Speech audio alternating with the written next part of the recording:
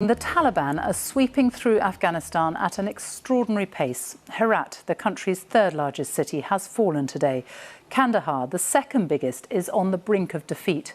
Lashkargah, the capital of Helmand province, once the centre of the UK's presence there, has been overrun too. And Ghazni, a strategically important city just 95 miles from the capital Kabul, is also now in the hands of the Islamist fighters. The speed of the Taliban's advance means Britain and the United States are sending more than 3,500 troops to help their civilians leave. They'll arrive by the weekend for what the Ministry of Defence is calling a short-term mission. Our first report tonight is from our defence correspondent, Jonathan Beale. The Taliban advance appears unstoppable, ruthless as ever to those who stand in their way. Regional capitals are falling like dominoes. Today it was Ghazni, just 85 miles from the capital Kabul. In the face of this rapidly deteriorating security situation, today Britain announced it was temporarily sending 600 troops to Kabul to facilitate the withdrawal of embassy staff and British citizens still in the country. America announced it's preparing to do the same, deploying 3,000 Marines and soldiers. This is a temporary mission with a narrow focus. As with all deployments of our troops into harm's way, our commanders have the inherent right of self-defense, and any attack on them can and will be met with a forceful and an appropriate response. US-initiated so-called peace talks with the Taliban were still taking place in Doha today. But they now look more like a sideshow with little relevance to what's happening on the ground. In the past month, the insurgents have moved at speed, seizing more territory. In the last day alone, 3 major cities have fallen, including Herat, Ghazni and Lashkargah in Helmand, once patrolled by British troops. Nearby Kandahar is believed to be on the brink.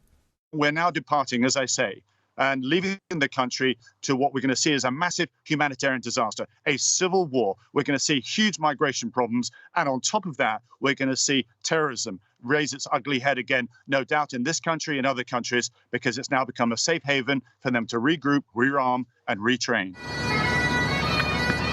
Most British troops had already left Kabul as part of the US-led withdrawal. This temporary surge is purely to facilitate the departure of those who remain securely. But once again, it raises more questions as to what was achieved by the sacrifice of 457 British lives over the past 20 years. Well, Jonathan Beale is with me now. So more than 3,500 British and American troops going in by the weekend. Explain more about what their mission will be. Well, it's being presented as a precaution by the US. The British Defence Secretary Ben Wallace says this was part of the contingency plan, but they both admit that this is a response to the rapidly deteriorating security situation. So those 600 British troops will be there to help. Around 4,000 British citizens are still in Afghanistan. If they want to come home, they will be helped to move back to the UK.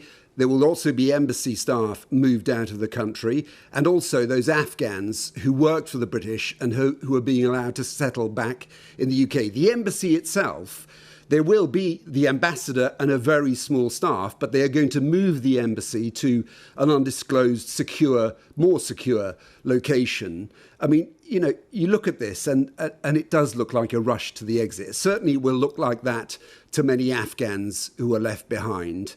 But the government here and also in the US are insisting this is part of their plans, but clearly those plans have changed because of the rapid advance of the Taliban. Our defence correspondent, Jonathan Beale. Thank you. Well, the rapid military advance by the Taliban is taking place as peace talks continue with the Afghan government in the city of Doha in Qatar. Our international correspondent Yalda Hakim travelled there to meet one of the Taliban's negotiators as different visions emerge of how the Taliban would rule Afghanistan. Afghanistan 2021. The Taliban are back.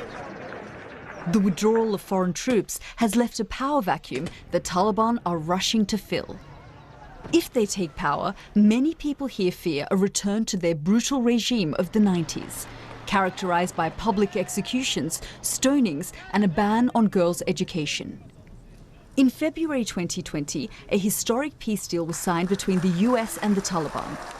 Since then, peace talks have been taking place in Doha in Qatar between the Afghan government and the Taliban, but no real progress has been made. In Doha, I met with Sohail Shaheen, a member of the Taliban peace negotiation team.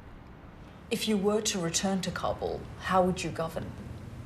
There was in the past some mistakes that we have learned from, because at that time you were new to the government. To stop education of women and girls, that is not our goal. Of course, education is their right, and it is much needed. While Sohail Shaheen continues to talk about peace, it's clearly not a view shared by Taliban commanders in Afghanistan. Back in Kabul, Taliban commander Maulana from Helmand agreed to meet me. Do you think that there should be a power-sharing deal with the current government, like the discussions that are being had in Doha?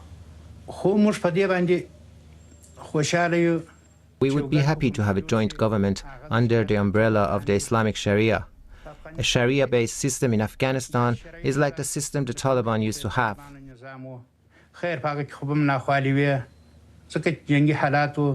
If someone were to steal or commit adultery, what should happen to them? All this is clearly stated in the Quran. If someone steals, there is a punishment. For example, for some theft, the punishment is cutting off the hand and foot. And if someone commits adultery, then they should be stoned. Can girls go to school, and up until which age? If a girl wants to go to school, she's permitted, but her school should be girls only. Also, her teachers should be women. She should be able to study up to the age of 12 or 13. And if there isn't a political resolution to this conflict, are you prepared to take Kabul by force? I'm trying to defeat the government, and they are trying to make me disappear. In the end, we will be compelled to kill one another. But the Vice President of Afghanistan remains defiant.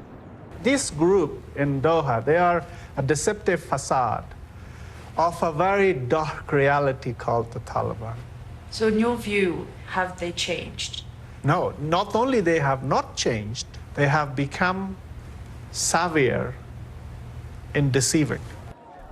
Once again, hundreds of thousands of Afghans have found themselves caught in this conflict. In Kabul, some have found safety. But for how long?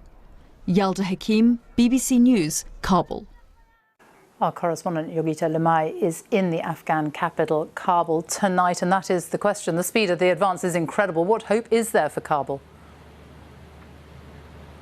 Well, people are just in disbelief, Sophie, about what's unravelled in this one day. We woke up talking about the fall of Ghazni, which is about 100 miles south of Kabul, and we're ending the day with multiple provincial capitals falling to the Taliban, many of them significant cities for the Afghan government. Herat, fiercely contested between the two sides, but the Afghan government wasn't able to hold on to it, staring at defeat in Kandahar, the second largest city in this country. Lashkargah, the capital of the Helmand province, falling as well. And there are real worries among citizens here about what is next, what is the future of their capital, Kabul. I've seen messages on social media from Afghans talking about the last moments of freedom. But I think what happens here in the coming days will depend heavily on how the Afghan government reacts to what's happened in this one day. So far, we have heard nothing from the top brass of the government, nothing from the president, nothing from the vice president or any of the big ministers. How they respond tomorrow to this situation will determine, what happens next in the capital, Kabul.